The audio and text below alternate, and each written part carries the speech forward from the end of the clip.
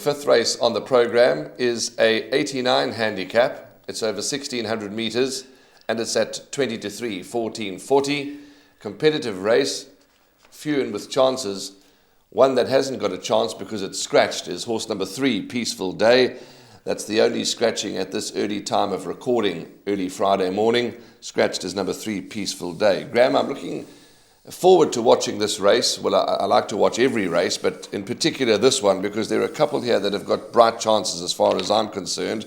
You found a bit of value in the form of number 8, Quinte, which we'll talk about in a moment. 6, Karoo Lark, knocking at the door. But the two that I think will fight it out, and it's never that easy. It's not a boat race, but number 12, African Sunrise. Yes, he's had his chances. He's dropping a little in the merit rating. He drops in class. He is drawn deep. He's run to New Stream. New Stream has come out and done well and won the Michael Roberts handicap. So African Sunrise certainly got a chance, but he's had his win chances with me.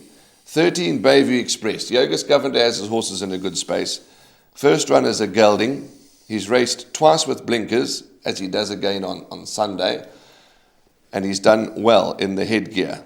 He's also drawn a bit deep, but for me, he could be the one that could make his presence felt the most.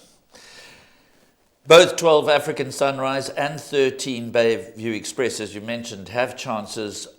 I prefer number 12 African Sunrise. I'd like to see further improvement from number 13 Bayview Express. We know that the Yogos Governor stable has come back to a bit of form. We know that he rates his 4-year-old son of Jackson, and with Tubbs Gimedi taking turn off of the back, if he can overcome the draw, then he ought to be competitive. What's interesting about the 13 draw, just to highlight, it's all there before us in the computer form, but just to highlight, sometimes people don't look at those stats.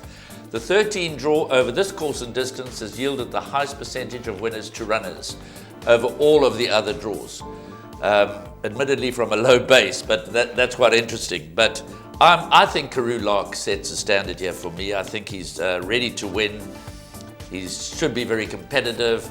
I don't think he's a jackpot or pick 6 banker, but I have suggested him as a place accumulator banker, number 6, Karoo Lark. I'm expecting him to hold form. He's better drawn than African Sunrise and Bayview Express, and that may work out in his favour. But as you said, it's a very competitive handicap. You mentioned that I found a bit of value in the form of number 8, Quinte. With the Apprentice Claim, he only carries 51.5. He returns to the course and distance where he last won. He beat Brilliant Disguise a length and a half back in July.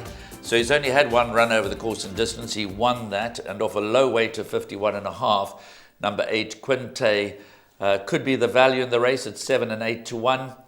I don't want to be too hard on the young lad, but you know, Warren, some apprentices are full value for their claim. Apprentice Zuma has only had 2 winners from more than 100 rides, and I'm just hoping he gets the best out of number 8, Quinte. As I said, I don't want to be too hard on him.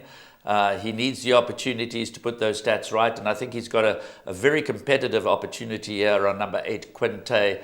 He rode it last time, went 4th behind Bold Horizon over 1,200 meters. This trip will be better for him, and with that low mass, I'm expecting Quinte to be quite competitive. But Fight Song, also apprentice ridden. Gabriel Pitterser takes 4 at the back, and I think he's much better than his last run suggests, and I'm looking for a lot of improvement from number 5, Fight Song. So my fancies are Fight Song, Karoo Lark, and Quinte, along with African Sunrise, but I do have a healthy respect for number 13, Bayview Express.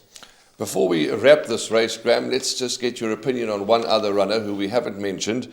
Number 7, King's Crusade. Dennis Bosch's horse, Eric Ngwani, rides, gets a lightweight of 52. And his 2 post-maiden efforts have actually been quite encouraging. Not bad at all.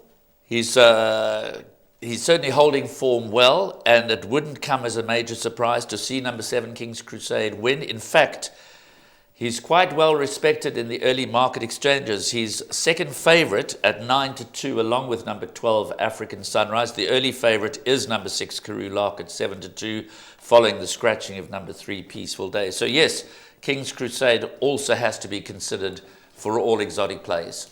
Difficult race, as we said at the top of the preview, is difficult, but you've heard it from Graham. He quite likes Karoo Lark, horse number 6, and 8, Quinte, with respect for 12, African Sunrise, and 13, Bayview Express. I'm taking a bit of a chance I'm going with a bit of value with Bayview Express, number 13. I think the gelding will help, and the blinkers will certainly help. And as we said earlier on, the yard is in mustard form. So for me, a bit of each way about number 13, Bayview Express, but I do respect number 12, African Sunrise, in a race where it looks very, very tough.